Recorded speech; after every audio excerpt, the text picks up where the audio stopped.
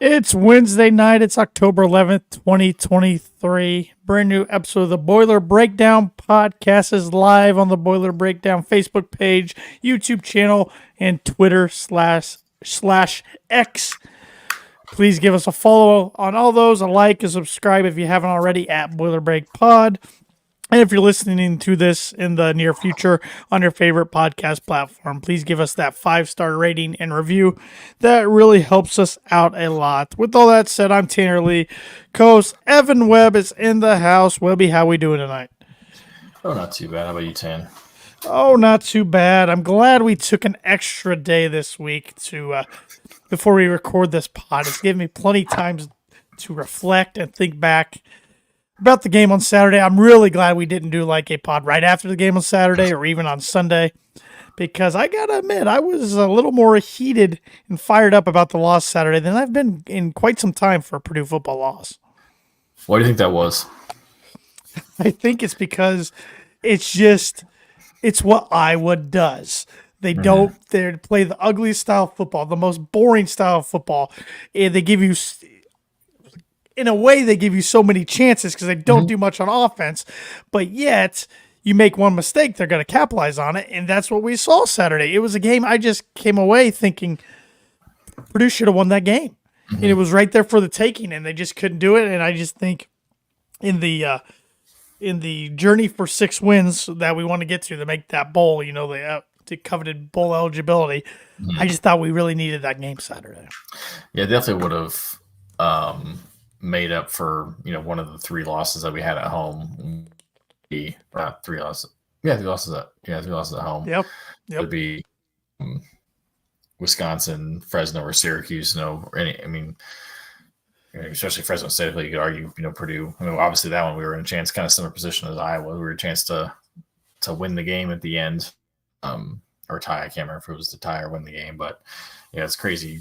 I couldn't watch the first half or most of the first half, but I feel like nothing's gonna be going right. But then 2 minutes left in the game, we saw, oh my gosh, actually drive down and actually win if they score and make the extra point. They're gonna win the game, and they almost felt like they had no business doing that because it just felt like Iowa dominated the entire game, even though it really wasn't.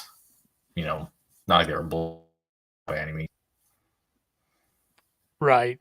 It's just, and you look at the stats, and I know, the legendary tales of backup quarterbacks coming in to beat Purdue, Gary Gotze of Notre Dame against Drew Brees, and Rocky Lombardi against the Boilers in 2018 after the Tyler Trent game. But Deacon Hill, in my memory of watching Purdue football, which is, I'm 31 years old, so first full Purdue season I can remember was that Rose Bowl year, so you do the math. Deacon Hill's the worst quarterback I've ever seen Purdue go against.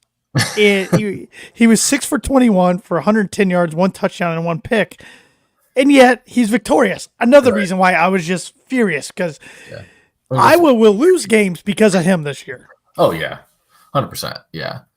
When you have a QB rating of 2 and you, I didn't even know that's possible. Yeah.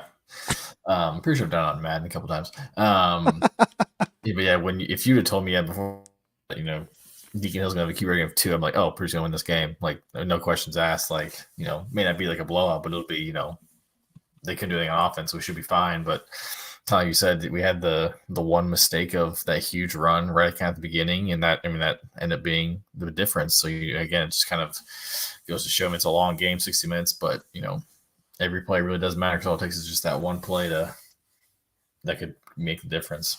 Yeah, and it sounded like on Ryan Walters' weekly radio show they did tonight, just a few guys were out of position on that big run, and that was the difference in the game. And really, Purdue's offense just kept shooting themselves in the foot. Well, first I think we had the ball in deep in Iowa territory, first 3 possessions, and 0 points came out of it. Yeah, you can't do that, especially on the road. You're not gonna come away with a win very often, and especially the first one, all we had to do on third down was just not take a sack, and we're in field goal range, and we ended up taking an 11-yard sack, having to punt the ball. What was that? We did miss a field goal. Oh yeah, yes we did. Yeah, I was following along on Twitter, and I thought I saw some people were complaining about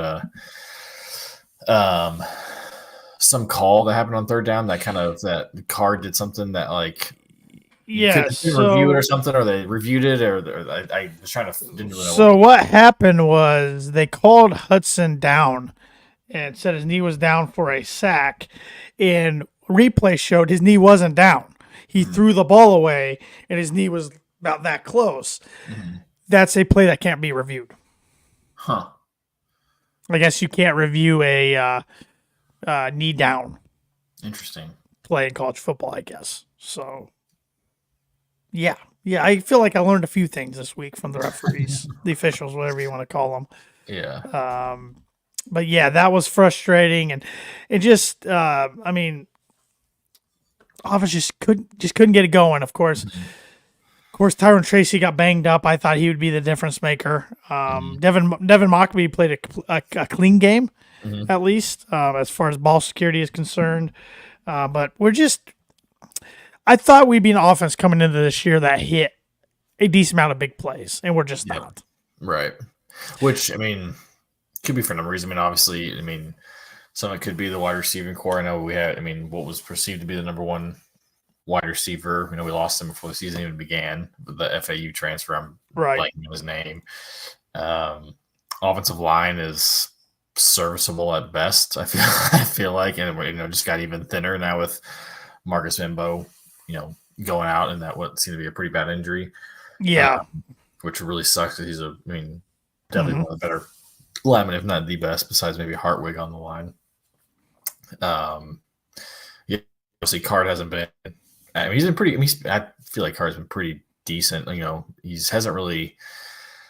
I feel like maybe Saturday's probably his worst game. I agree. Just the fact of I mean, there's those times where he had all day to throw, but their defensive backs are doing such a good job of covering our guys. He had nowhere to go, which means maybe like to see him take off and run, but maybe it's not like he was pretty banged up going into the game. Yeah, so maybe he couldn't or was afraid to because you want to make it worse. I think you're onto something there because I think he would have normally ran a few times, and it sounded. I don't know if he even was a full participant in practice the week before. I mean, I presume he was, but I don't think he did everything because Tom Deanhart this week said like they had to be careful with him to even make sure he could give it a go. So I don't know how banged up he was because I guess he got banged up in the first quarter of the Illinois game. Played through it, practice, and then there was a lot of times the other day you could tell he really didn't want to get up, but knew he had to. So gained some more respect for him from a toughness standpoint. But yeah, it's not gonna get any easier this week with the number 3 ranked undefeated Ohio State Buckeyes coming into town. But let's still hit on the Iowa game a little bit. Speaking of Hudson, he was 25 for 40 for 247 yards, 1 touchdown, 2 interceptions. Devin Mockbee led the team in rushing with 89 yards on 20 carries and a touchdown. Dylan Downing, 39 yards on 8 carries. Tyron Tracy Jr., 8 yards on 4 carries. And Hudson was credited 8 carries for negative 40 yards.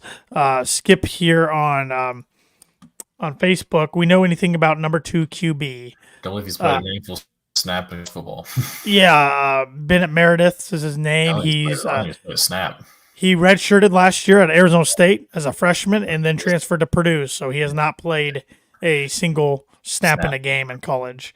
So, big kid. Yep. Supposedly strong arm kid, but besides that, don't know much about him. And then the third string is Ryan Brown, who is a freshman. True freshman, yeah. Yeah. So not a lot of experience behind Hudson, to say the least. No. Receiving wise, TJ Sheffield, 6 receptions for 93 yards and a touchdown. Nice to see him finally get in the end zone. He had a 45-yarder before half.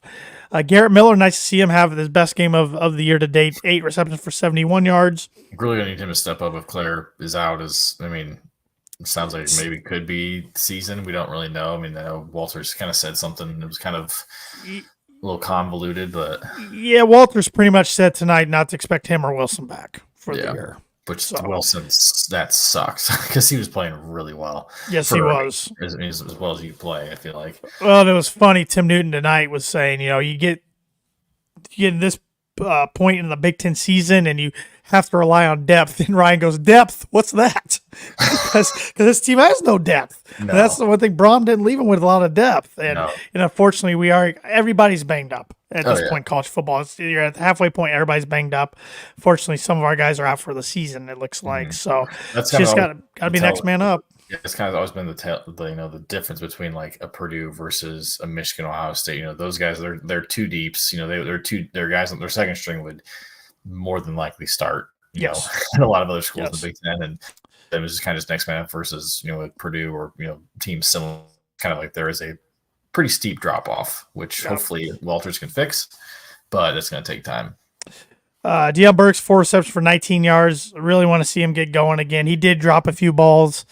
Jaden Dixon-Veal, nice to see him get in the rotation. 2 receptions for 14 yards. Abdul Rahman Yassin, only 1 reception for 14, and he kind of dropped a touchdown early in the game. It was one he only put one hand up. I wish he would have put 2. I think he could have caught it. He almost caught it one-handed. Then Tyron Tracy 1 reception for 0 yards. Defense, Nussi Kane led the way in tackles with 8. Thieneman had 7 tackles and an interception. Leads the country for freshmen in interceptions. And then a lot of guys with 1 and 2 tackles. I don't know what publication it was. It might have been On 3 or somebody, but he was listed as like a freshman All-American, which is pretty cool. Yeah, I would think he's got a really good case for it. So That's what keeps it up. I mean, he's got 3 picks on the year. Yes. So pretty good start to the career for number 31. Rushing, Caleb Johnson just has a career against Purdue. He's 17 carries for 134 yards and a touchdown. LaShawn Williams, who had been injured until Saturday's game, 13 carries for 74 yards. Receiving, they had 2 guys catch balls. Eric All had 5 receptions for 97 yards and a touchdown, and Caleb Johnson 1 for 13 yards. So their defense did get to Hudson, let's see, 2, 3, 4, 5, 6 times. Well, it was like they had 0 sacks against a Power 5 team coming into this game. They got 3 on the year. Yeah. Which is kind of crazy considering. I mean, usually Iowa's defense is pretty solid, but yeah, it still is solid. It's not their pass rush just isn't very good, but they got good defensive backs and linebackers, and of course on defense they have Cooper DeJean, who was covering Deion Burks most of the day, and he did have 1 interception, and then we did kick to him a punt to him 3 times. We held him to 45 yards on 3 returns, but that's still an average of 15. But he's one of the most dangerous returners in the country. I was talking about Purdue's missed field goal. Well, Iowa missed 2. 1 was blocked, but they did miss 2, which helped us out. So I was really proud of the defense at the end of the game. With the timeout situations, everything. If Iowa got 1 first down, game was over, and defense held them. So it gave offense 1 more chance, which unfortunately didn't matter in the long run. But I thought I saw some good things out of the defense, just needed more out of the offense. I thought, and I hate picking on coaches, but I thought Graham Harrell, I didn't think he called a very good game. I thought it was really suspect a few times. Running the ball on one time it was 2nd and 8, you ran it, then 3rd and 8, you ran it, then we went for it on 4th down. Just a few things here and there like that, but it was just frustrating. You could see on the replays a lot of times wide receivers just couldn't get open. Yeah. And I think we really missed having a second tight end threat of Max Clare out there, but got to adjust and play without him because, like we said, it sounds like he's going to be out for the season. So now Iowa travels to Camp Randall in a game that most likely the winner will win the Big Ten West. And Purdue hosts the Buckeyes, who are nationally ranked 3rd, 5-0, and they're 19.5-point favorites coming into Ross-Ade. But Ross-Ade has not been kind to the Buckeyes since the year 2000. Purdue is 5-3 all time in the series. Ohio State's got a big lead, 41-15. But it's amazing looking at these numbers how many more games they've played in the horseshoe than they have in Ross-Ade. Purdue's record against the Buckeyes all time Ross-Ade is 9-15, which is not bad. No. With all things considered. In the horseshoe, they're 6-26-2. Wow. Purdue's 4-6 last 10 matchups against Ohio State. The last one being in 2021 in the horseshoe, Purdue lost 59-31. A game that Purdue's offense didn't play bad, just the defense could not do anything against that Ohio State offense. But don't have to remind everybody what happened the last time the Buckeyes came over to West Lafayette. That was in 2018 on October 20th. Purdue took Urban Meyer and the then number 2 ranked Buckeyes to the woodshed, 49-20, and that score was probably even closer than the game really was. Yeah, I mean, what do you remember about that day, that game? I just remember, even though we were going in, I don't remember what our record was. It was losing record. I know 3-4 maybe or something like that. I just remember being weirdly confident, like literally could feel a buzz in the air that night before the game. I just felt like we're going to shock the world tonight. And then just one thing after another happened. I mean, it started with the Isaac Zico one-handed catch, and then Ohio State not converting on some 4th downs, and then DJ Knox punched him in the mouth, and Rondell Moore punched him in the mouth, and of course Marcus Bailey with the exclamation point. That's on top of just the magic that was Tyler Trent, the game day feature, and everything around that. Which I guess Game Day, which is from Washington this weekend for the Oregon-Washington game, they're doing a feature on Ethan Trent, who is Tyler's brother, that is a walk-on on Purdue's team, and they'll probably, of course, look back on that night. So I'm sure Ohio State fans are like, crap. why another moment? But look at some other Ohio State games in the series, in the history. 2013 was one to forget for Purdue in Ross-Ade, 56-0. I think it was 49-0 a half, if I'm not mistaken. 2012, I'll never forget that one. 29-22 overtime loss in the Horseshoe, which that was an Urban Meyer team that went undefeated that year, but could not make a bowl due to sanctions. 2011, Luke Fickell coached Illinois. Luke Fickell coached Ohio State team. That game was won by Purdue 26-23. That should say overtime, but it doesn't. I'm pretty sure that was an overtime game. Rushed for a touchdown to win. I'm pretty sure it was overtime. Oh, yeah, it definitely was, yeah. Because because I'm pretty sure Marv, I don't know if it was what was the final score? 26-23. I thought he like rushed in for a touchdown, like a 2-point conversion. Because it was like, I feel like he rushed, he got in, and that was it. Like we won. Oh, he definitely did. But I'm trying to pull it up, the box score, the recap of that game to see. Because I mean, we both rushed the field. We've talked about that on the podcast, but for some reason the final details are kind of fuzzy to me. Christopher on Facebook says, my wedding night and watched it during my reception. That's a heck of a memory right there for the Ohio State game in 2018. I'm trying to get this. I don't know. My internet's being slow. Here we go. November 12th, 2011. That was a late in the season game. Let's see here. We blocked the extra point. I remember that. Yes, it was Robert Marr's 1-yard touchdown on a QB sneak in overtime gave Purdue a 26-23 win over Ohio State. Ohio State took the ball first and made a field goal. Yep. Okay. Duh. Yep. Okay. That makes sense. So, Yep.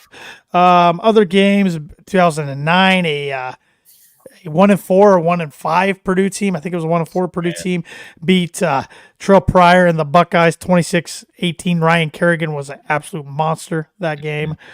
2008, 16-3 loss over in the Horseshoe. 2007 was 2 undefeated teams playing on ABC. It was a 23-7 loss in Ross-Ade. 2004, Kyle Orton came off the bench and threw a touchdown to a then freshman Dustin Keller for a game-winning touchdown, I should say, 24-17. And then before that, 2003, heartbreaker, 16-13. I believe that game was in overtime in Columbus, which ultimately kept Purdue out of another Rose Bowl. Year before that, the heartbreaker, the Craig Krenzel, Falcon Jenkins 4th and 1, 10-6 was the final score. That Buckeye team would go on to win the national championship. 2001, I don't remember anything about this game over in Columbus, 35-9. And then 2000, Breeze to Seth Morales, who will be the honorary captain, 31-27 Boilers. Before that, you had to go back to 1988 for Purdue's previous win. That was in the Horseshoe, which is their last win in the Horseshoe, 31-26. So you were at Ross-Ade for the Seth Morales. I was. That was my third Purdue game ever, and I only remember 2 plays from that game.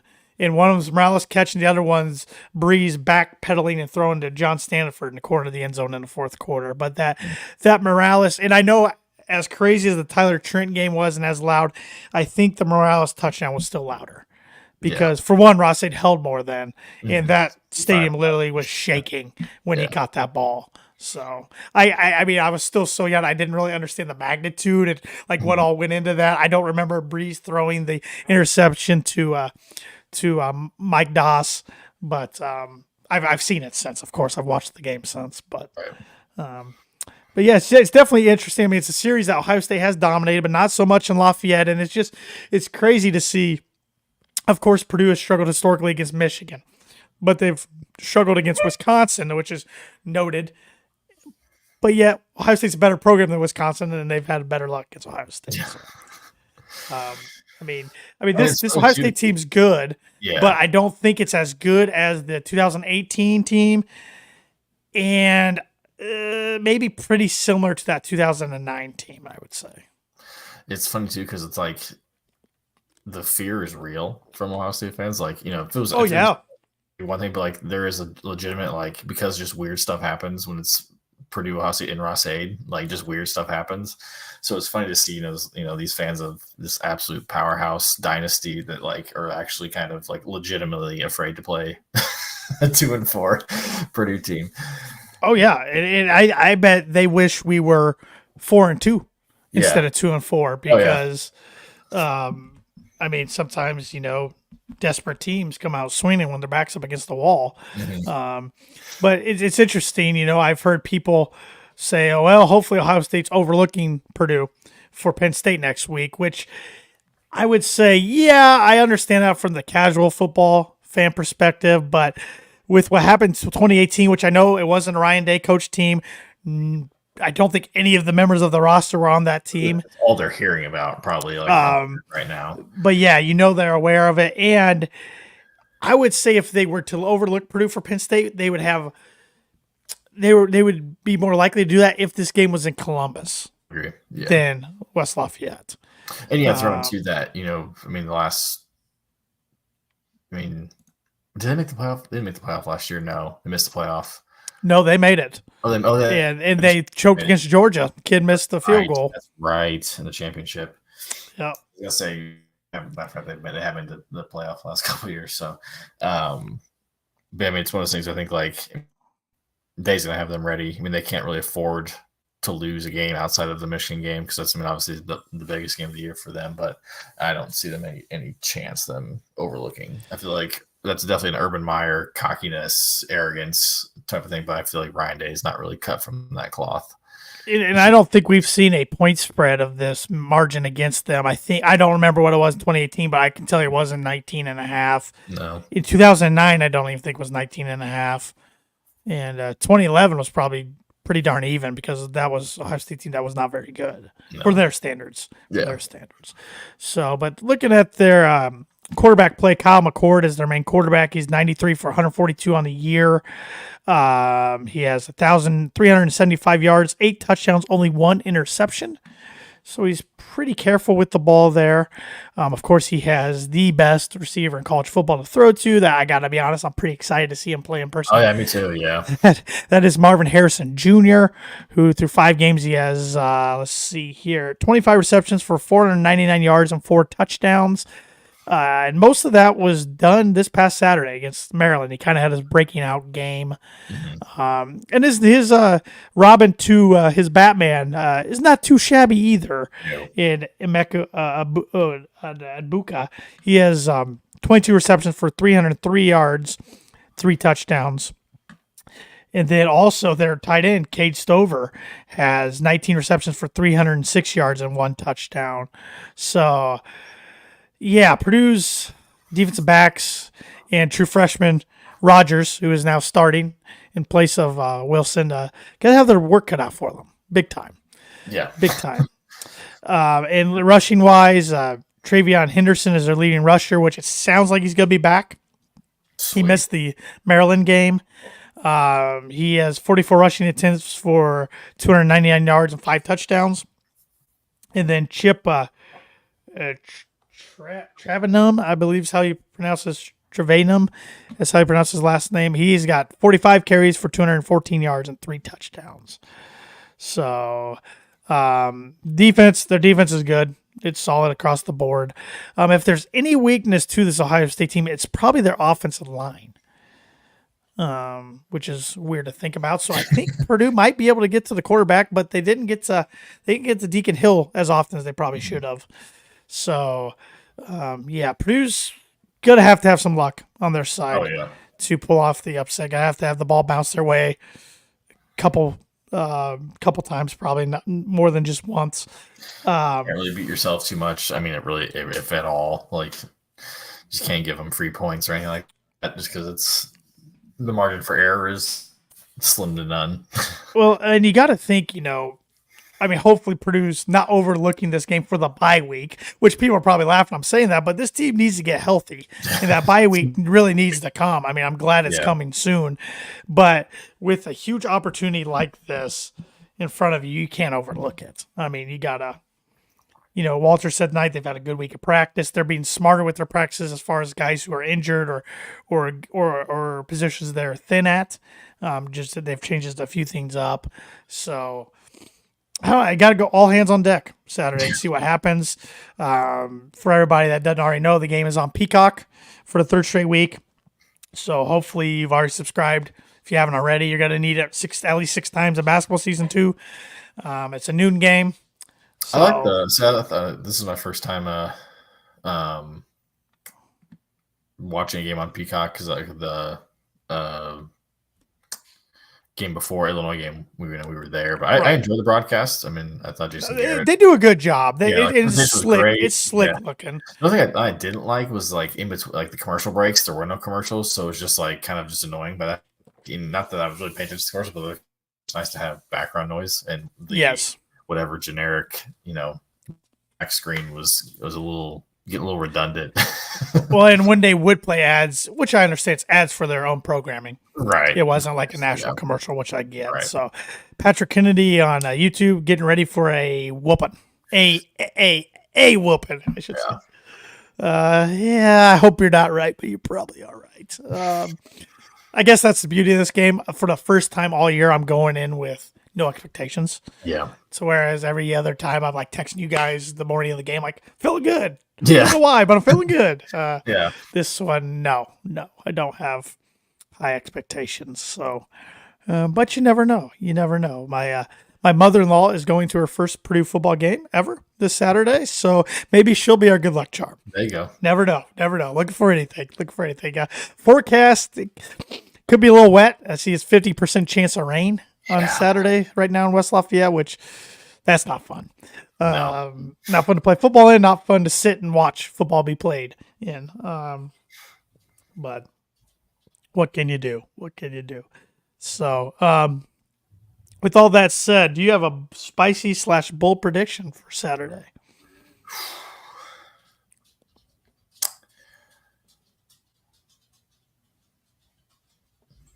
I'm gonna go. I think did I do Hudson Card thing last week? I'd love for him to have a bounce. I think you did. No, I won't do that. I'll change it. I'm gonna say Mock runs for 120 and 3 TDs. Well, he does have a chance to win this game. Sure, why not? Here's my bold prediction. Purdue will either be tied or have the lead at halftime. Okay. I think Purdue comes out, I don't want to say hot, but they're going to come out motivated, and I think they throw the first punch on Saturday. Now, how do they respond in the second half after that is the question, because historically, if you go look at it, was before our time, but Jim Coletto was known for having halftime leads or being tied up in ball games, but then second half losing or if not getting blown out. Patrick, we will take you up on that. So he's saying if Purdue wins, he's send it my way. He's going to send us two Bruno gift cards if Purdue wins. So we will take you up on that. But yeah, I don't know. I trick plays, whatever it is. I think Purdue's gonna have to pull some stuff out. That's kind of. I mean, back to 2018. That wasn't really trick plays, but just being fake field goal was.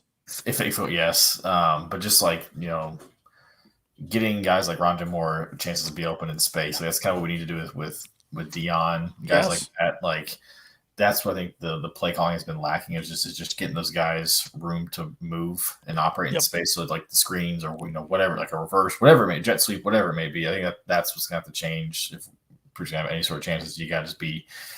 You can't do the Daryl Hayes thing like, oh, we're gonna play Ohio State brand type of football at Purdue. It doesn't work. Yep. That's the reason that they do it better than anybody else. But that's the beauty of college sports and college football. You just never know on any given for college football terms, any given Saturday. I mean, look at what Georgia Tech did to Miami. Now, granted, it was the worst coaching decision I've ever seen in my life by Mario Cristobal. People have been on Harrell and Walters for their coaching. It's like it could be worse. God, I mean, I can't even imagine if that was a pregame, like what I would do. The fact that nobody, assistant, a GA, even a player, didn't say something, because I never did hear the reasoning. I mean, he had to know the situation. I think you have to listen to your other podcasts and our friends that he's just what he does. He doesn't need the ball, which I don't understand. I mean, well, if he's on the edge of getting his walking papers at the end of the year, that's probably the last straw right there. Yeah, but yes, but where I was getting at was Georgia Tech the week before got beat at home by Bowling Green. Yeah, and turned around and beat a ranked Miami team on the road. So you just never know. I mean, it's not professional sports where, yes, it's a week in, week out game, but I mean, I'm a Denver Bronco fan. Okay, everybody who didn't know, I have a better feeling about Purdue pulling the upset against Ohio State Saturday than I do the Broncos winning in Arrowhead Stadium tomorrow night because the Chiefs have beat the Broncos 15 straight times. Yeah. It's starting to turn to Wisconsin Purdue. But look, I think Chris Paul after the game said something like, "Oh, there was what happened, but there was tons of plays before that could have it was like that's true. Yes, you're right. Yes, you could, but it's like also all you do is do one thing. Yeah." That no one could stop you from doing. And you put yourself in for a victory formation, the best play in football, and you screwed it up. Yeah, you screwed. I mean, I don't know how they recover. I mean, I gotta think that locker room's a mess. Yeah, I think we used to joke like, because I feel like it's happened before where like Purdue's been in a situation where they can need the ball and they fumble the snap or something like that. But it's like it's like you always joke about that, but it's like you literally fumbled the win away. Like you had one job, you had one job, and you couldn't do it. Yep, and hats off to Haynes Keene and Georgia Tech for hitting two really good pass plays after that, but still shouldn't have been put in that position. So no, unbelievable. But let's look around the country a little bit here. Some games will start in the Big Ten, of course. A couple other noon games going on. We have Michigan State with a 2-3 record traveling to New Jersey to take on 4-2 Rutgers, who's a 4.5-point favorite. I'm going Rutgers. I'm surprised it's that low. Honestly, I'm going Rutgers as well. And then they're going to be 5-2, one win away from a bowl. Fox Big Noon got the 2-3 Hoosiers coming off of a bye week. Don't even know if they won that. At 6, so it depends on that is true. That is true. And they paid their the guy who's taking over. They paid him a ton of money. I saw they hired former Virginia Tech head coach Justin Fuente to come in as an analyst. Interesting. Yeah, whatever that means. Yeah. They are at number 2, 6-0 Michigan, who is a 33.5-point favorite. Woo! Yeah, I think Michigan wins and covers. I do too. I think Michigan made a big statement last week up in Minnesota, they sunk PJ's boat 52-10. Mm-hmm. I think this game's got the making of that once again. I mean, they have Michigan State next week, so it's not like their next three games are, counting this week is Indiana, at Michigan State, which is rivalry game, but it's night game, rivalry game, prime time, but it's yeah, gonna be and ugly. then hosting Purdue before they play Penn State. So you think like, I mean, I was gonna say if if they're playing Penn State this week, you think maybe they're overlooking. Hey, maybe they're overlooking Purdue because it's at. Hey, maybe that's the thing. I see a common theme here.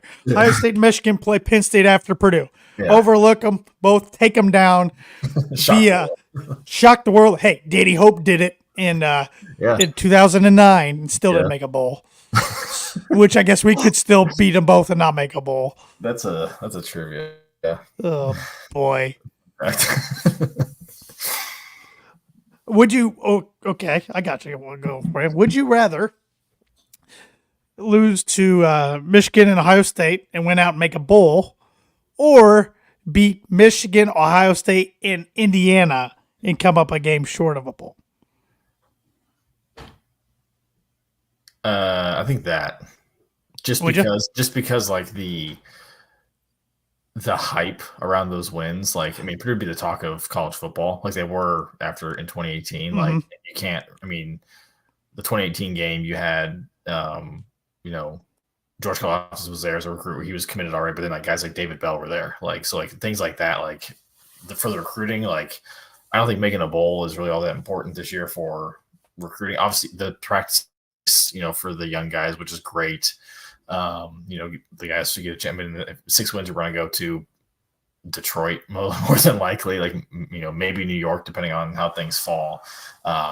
But the publicity and just the absolute, like, fun and joy of, like, seeing Ohio State and Michigan lose to Purdue and, like, potentially – because then one's going to be knocked out because they play each other, so one's going to be knocked out, like, they're not going to make in the playoffs. So, again, we ruined someone's playoff chances, which is hilarious. I think I would take that just for the publicity that would come from just like that night or that day. Like, I mean, Purdue beats our college football, which again you can't buy that type of publicity. I think I will take the opposite just for argumental sake. Just because, and my argument will be just because 6 wins has been the goal all year, and getting the younger guys practice when you're building a program. But I totally get what you're saying. I mean, we would be the talk of college football at least twice. Yeah. I mean, we kind of had it again. We had it 2 years ago when we beat Iowa and we beat Michigan State. It was it was just that whole thing of like, that whole running gag of like, if you're ranked number 2, like you don't want to play Purdue because it's, trouble follows you. So like, I think if you're ranked, you don't want to play a Jeff Brom team on the road. I think Jeff Brom proved that against Notre Dame the other night. Yep. Going back to the Big Ten games, Illinois, their season is spiraling. 2-4 at 5-1 Maryland, who is a 14-point favorite. I think Maryland absolutely rolls in that game. I do too. I think they score early and often. Yeah. So UMass, what's their record? 1-6. Oh my God. At number 6, 5-0 Penn State, who's a 41.5-point favorite. I think they'll win by like 50. Yeah, the fact that they're given an ESPN match predictors that gives UMass a 1% chance of winning is shocking to me. I figured it'd be like 0.01%. So you're saying there's a chance? Yeah, Penn State's legit. Yeah, they're really good. Iowa, 10-point underdogs. They have 5-1 record. They're at 4-1 Wisconsin. 10-point underdogs. 4:00 at Camp Randall. I think the winner of this game will be the Big 10 West winner, and I think Wisconsin comes out victorious in this one. I think Wisconsin rolls in rolls may not be. I guess I think they cover just because I don't think Iowa can score with them.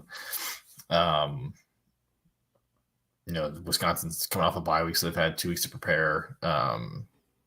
Deacon Hill is an insult to the quarterback position. It's just so frustrating because, everybody makes fun of Brian Ferentz. And granted, it's due. Warranted. But then, warranted, thank you. But then, more times than not, they beat you. Yeah. It's just. Yeah.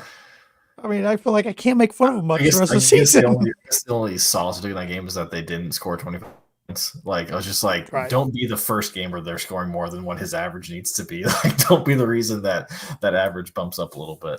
Right. Help him which he's going to keep his job. Patrick on YouTube says he's never seen Brom smile so much nowadays. I think he's a pretty happy guy where he wants to be. So, There's always one to and I haven't rooted for Louisville too often. I've rooted for them twice this year, and I'm done with it. I mean, they did what they were supposed to do against Indiana and Notre Dame, especially against Notre Dame, because Indiana they didn't play that good, but Notre Dame they played pretty darn good. Pretty darn good. All right, top 25 matchups. You got Arkansas, who's 2-4. A lot of people are saying they're going to be sleeper this year in the SEC with KJ Jefferson. Hasn't really happened. At 5-1, number 11 Alabama is a 20-point favorite. I think this is one of Saban's worst Alabama teams, but I think they win and cover that. I'm right there with you. Syracuse, who is 4-2 and got absolutely throttled by North Carolina last week. They now travel to number 4 Florida State, who's 5-0, and Florida State's 17.5-point favorite. I think Florida State covers that. I do too. Dino Babers doing what he does: start off hot and then just nosedive. Yep. Here's an interesting one: California 3-3 at number 16, 4-1 Utah, who's a 11.5-point favorite.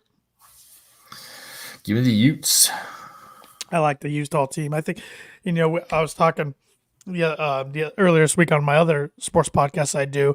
We were trying to, Coas and I were trying to decide who's going to be the Big 12 favorite next year with the realignment. It's probably going to be Utah.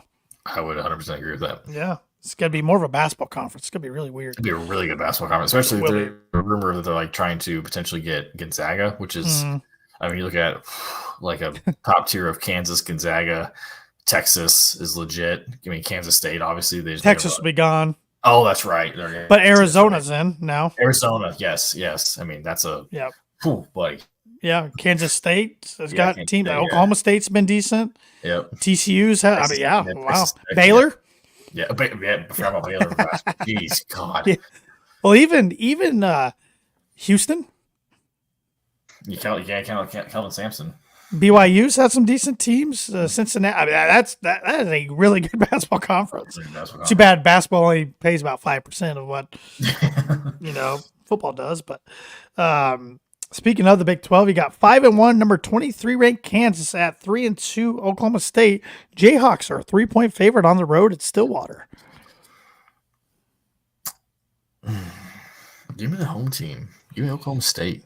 Gundy. He could use this win. He needs to get the momentum going again there. I feel like his program's kind of run a little stale.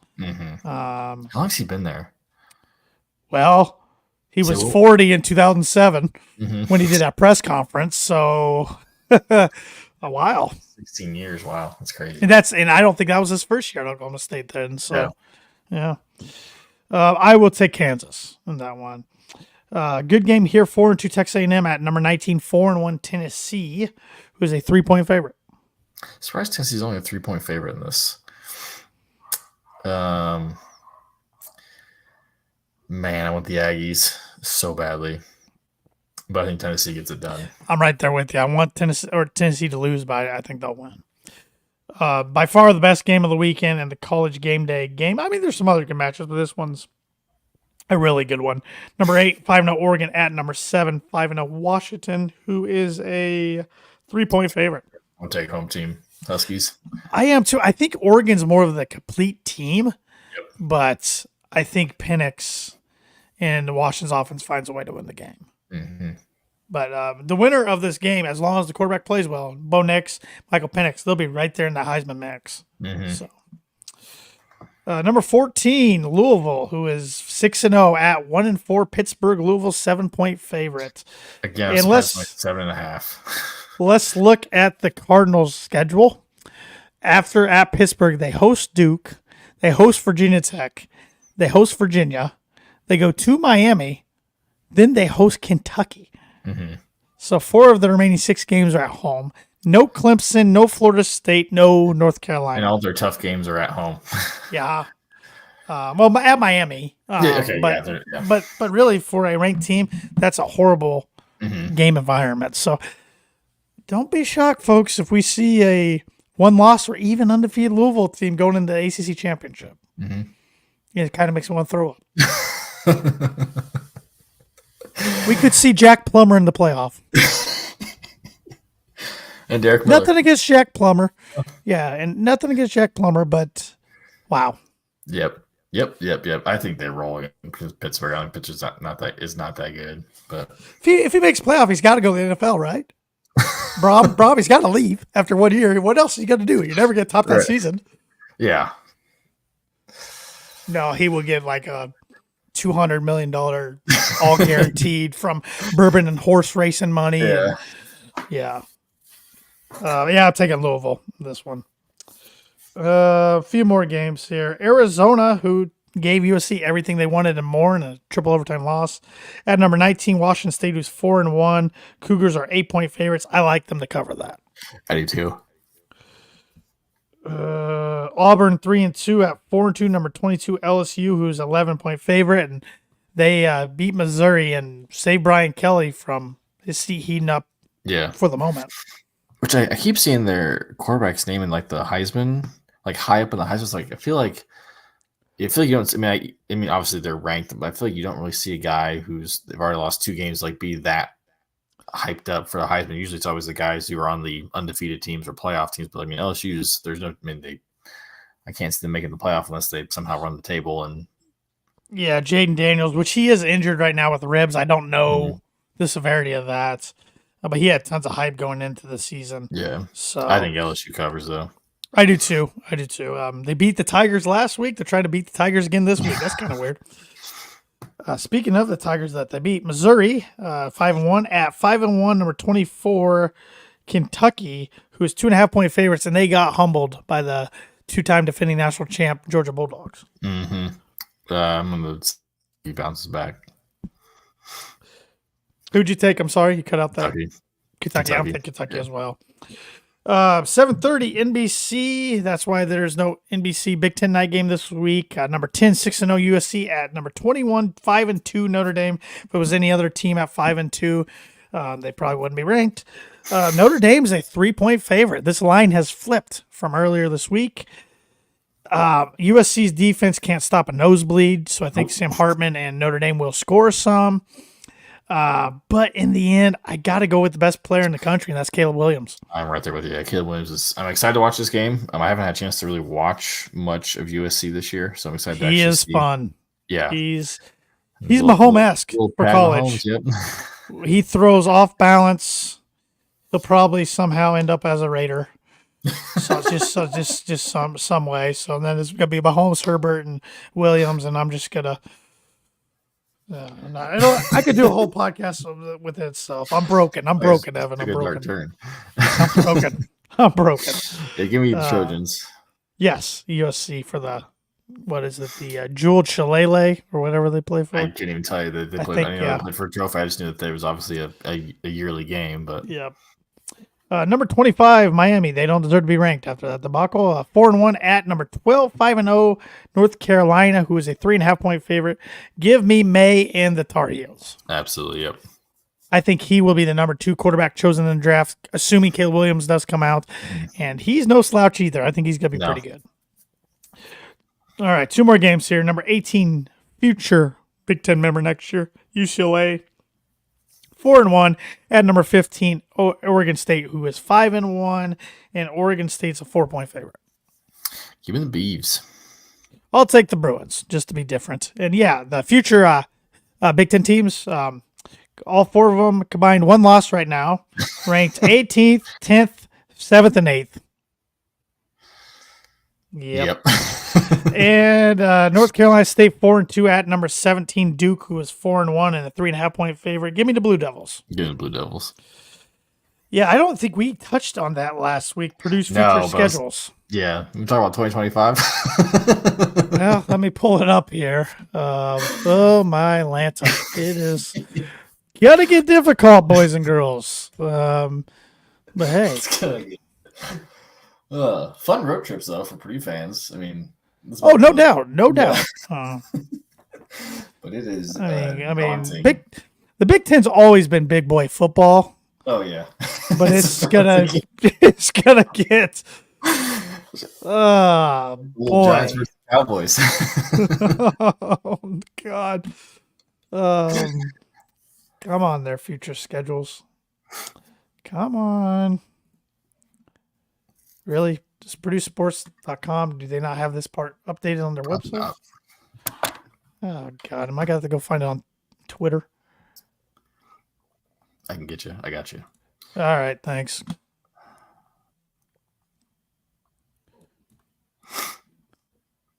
Shouldn't be too hard to find.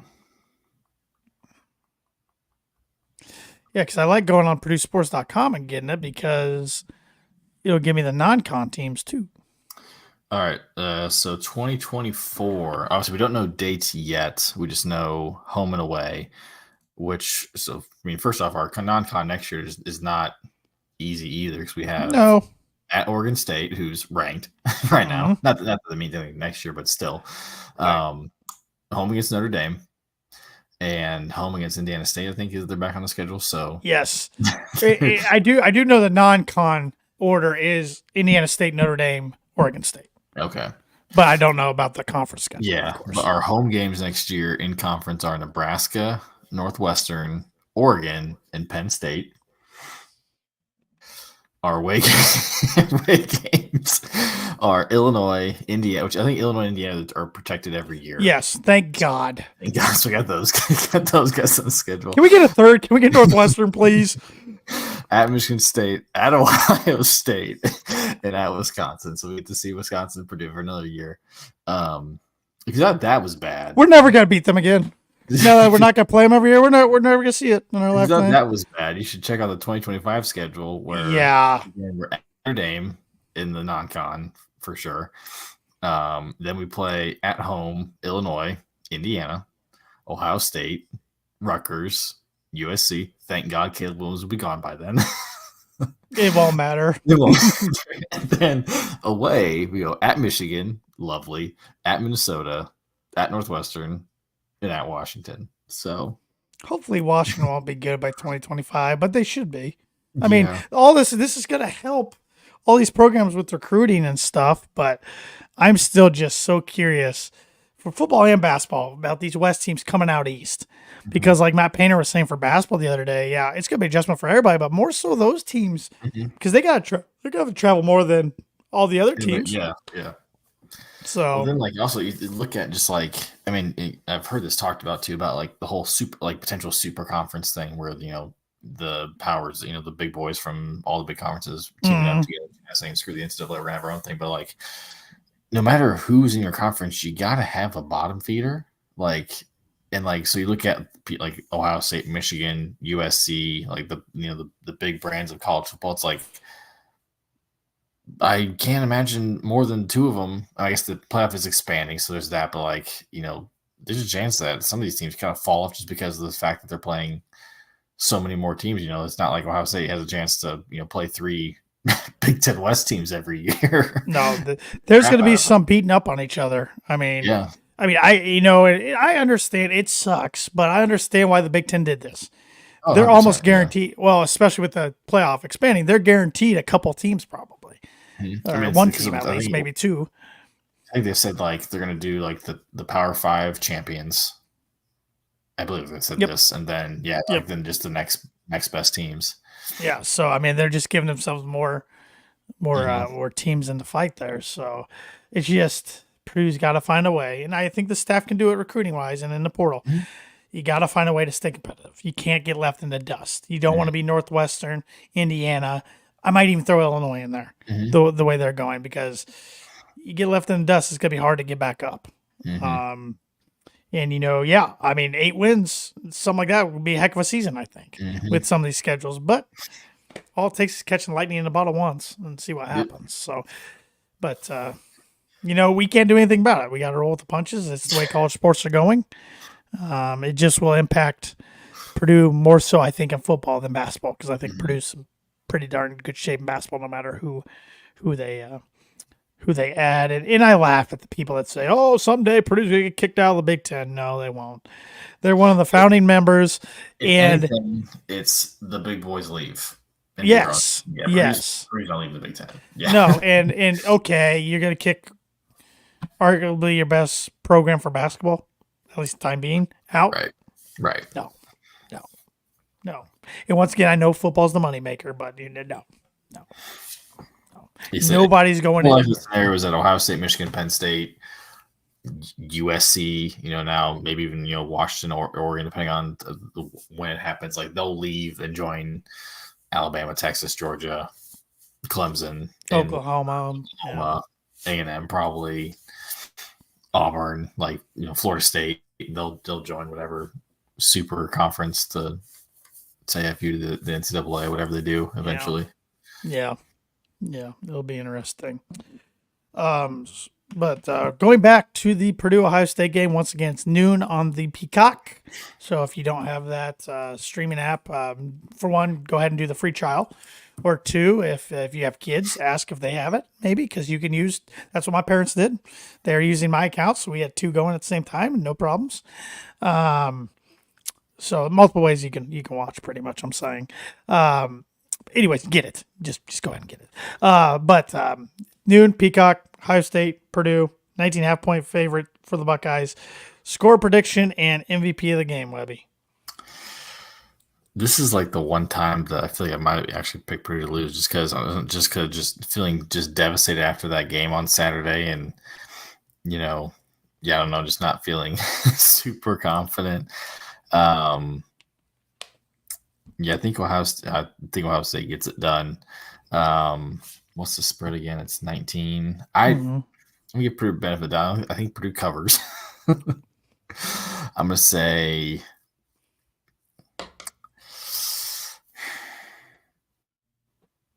35-21 Ohio State. On the Purdue side, mock because I said he's going to score 3 times. I'm going to go Ohio State 41, Purdue 24. But like I said, Purdue's either going to be tied or in the lead a half. And then second half, Ohio State's going to kind of stretch it. They did that with Maryland. Maryland was leading halfway through the third quarter in that game last week and then kind of got out of hand. But also at the same time, Maryland was up 10-0 in that game and threw a pick six. If Maryland doesn't throw a pick six and goes down and gets another touchdown, it might be a whole different game. So Maryland punched them in the mouth early. And I still think Maryland would win the Big Ten West if they were in the Big Ten West. But they're not. So... but we will be there with smiles on our faces at least before the game on Saturday and hope for the best. And hey, if we win, maybe we'll go on the field again. We've done it before. So anything else you want to hit on? Do you want to hit on? I took away a few things from Big Ten Media Days for basketball, but nothing really newsworthy.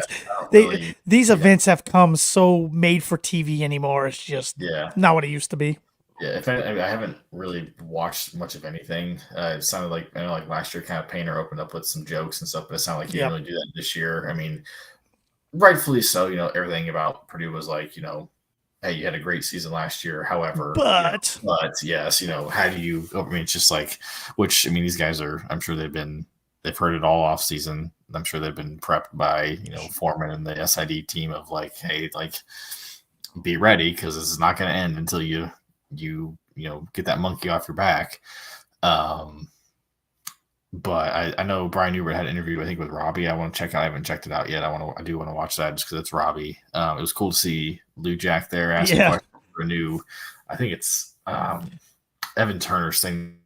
It's like beyond the Big Ten or something like that. Yeah, because Aaron Kraft was there for Ohio State. I saw when he just want to punch something.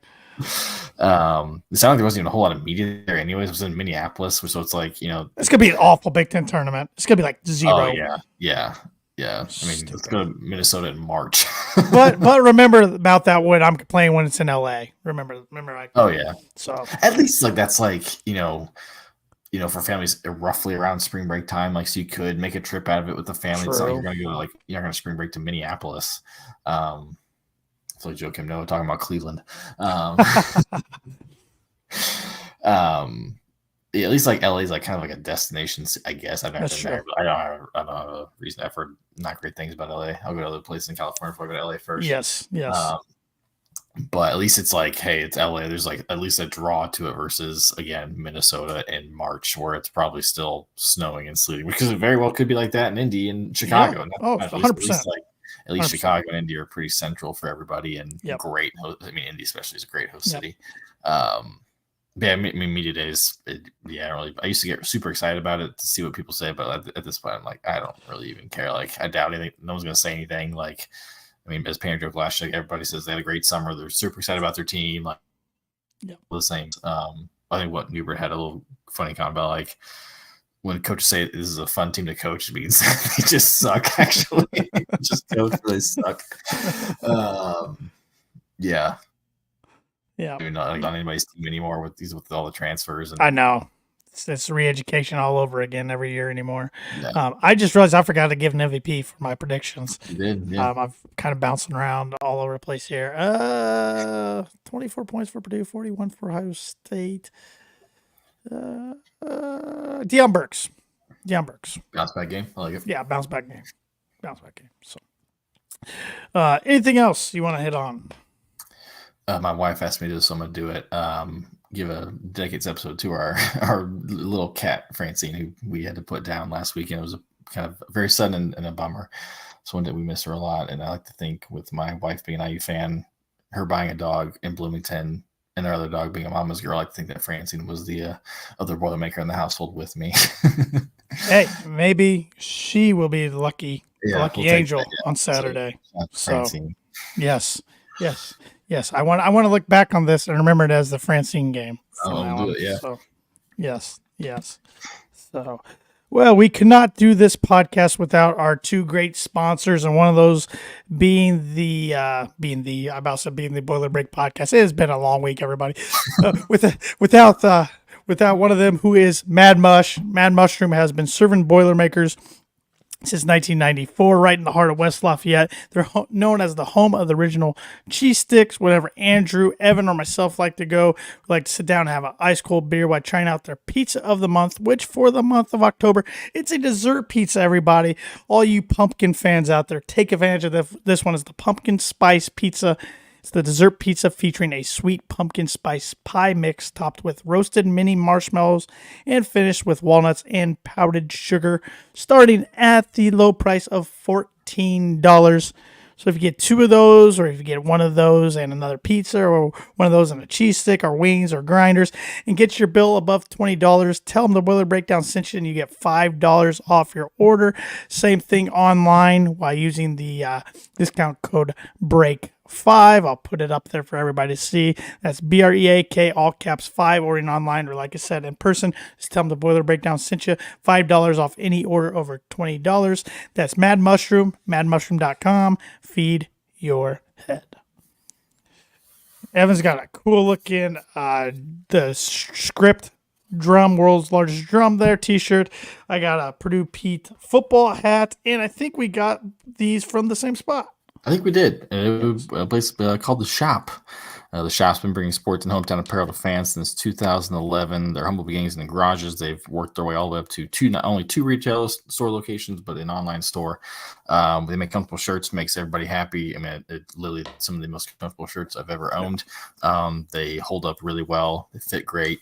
They're located in Indianapolis. The Indianapolis location is down in Broad Ripple, as well as online at theshopindy.com. They make the best shirts, period. Next time you're shopping online, Christmas is right around the corner. It's coming up. It is coming up. Looking for, if you're looking for Purdue gear, IU gear, Butler gear, DePaul, Wabash, Indiana State, Pacers, Colts. Indianapolis football. I'm not sure if it's a true. Yeah, but they got a pretty cool Gardner Minshew shirt on there. I'm not Colts fan, but that was a pretty sweet shirt they just released. But if you're looking for gift for someone, next time you're online, use promo code BREAKDOWN, and you get 25% off your entire order.